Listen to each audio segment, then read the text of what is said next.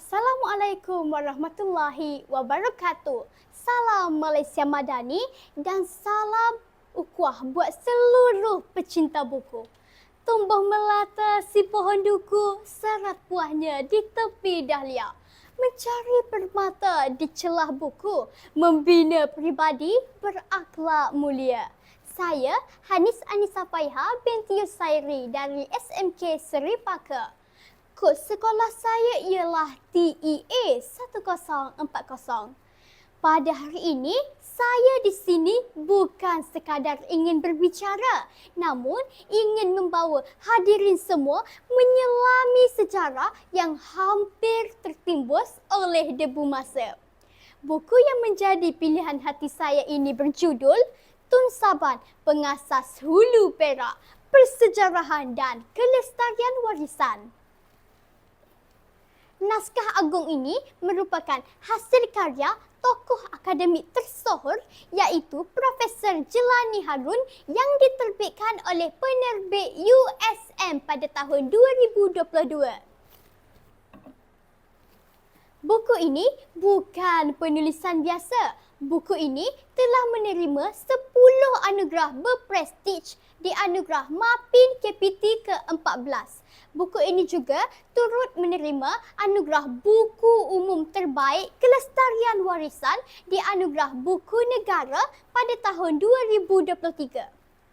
Buku ini mempunyai 17 bab yang sarap dengan fakta namun digarap dengan gaya bahasa yang cukup memikat hati.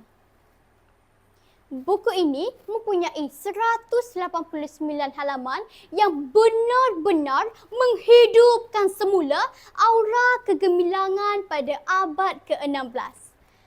Hadirin sekalian, dengan membaca buku ini, ia membawa saya menyelusuri ke lorong masa pada zaman permulaan Kesultanan Perak. Watak utamanya Tun Saban, seorang tokoh yang amat setia. Beliau adalah tulang belakang Sultan Muzaffar Shah I. Namun, setinggi-tingginya gunung kesetiaan, ianya runtuh juga apabila dicabar dengan maruah keluarga. Tradisi ini bermula apabila Sultan Muzaffar Shah I ingin mengahwini anaknya iaitu Tun Merah. Sebagai seorang ayah, Tun Saban tidak bersetuju kerana Sultan Muzaffar Shah I telah mempunyai permaisuri. Namun, kuasa seringkali membutakan mata hati. Tun Merah diambil secara paksa dan dijadikan gundik. Hati ayah mana yang tidak lara? Jiwa pahlawan mana yang tidak terhiris?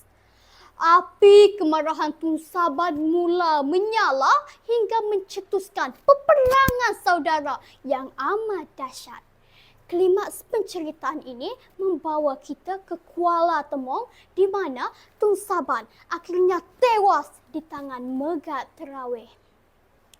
Apa yang menyedihkan saya disebabkan peristiwa hitam inilah nama Tun Saban dipadamkan daripada lembaran sejarah perdana. Beliau dilabel sebagai pengkhianat sedangkan beliau hanya ingin mempertahankan maruah anaknya. Bak kata pepatah, kerana nila setitik, rosak susu sebelanga. Secara peribadi, saya melihat buku ini sebagai satu bentuk keadilan sejarah. Penulis berjaya mengupas nilai keberanian dan prinsip moral yang berada di dalam diri Tun Saban.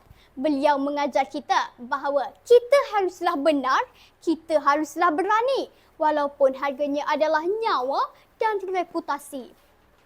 Bagi saya, buku ini sangat relevan untuk remaja seperti kita agar tidak hanya menerima sejarah secara permukaan, tetapi kita harus berani menggali kebenaran yang tersirat.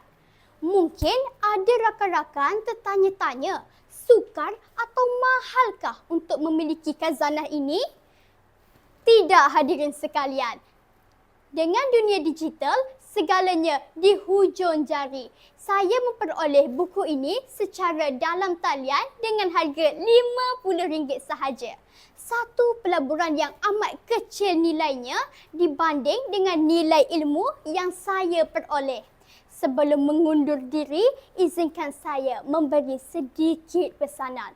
Marilah kita semarakkan budaya membaca.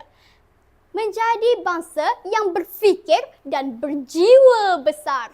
Sesungguhnya, membaca itu amalan mulia. Sejarah itu cermin masa hadapan. Sekian, terima kasih.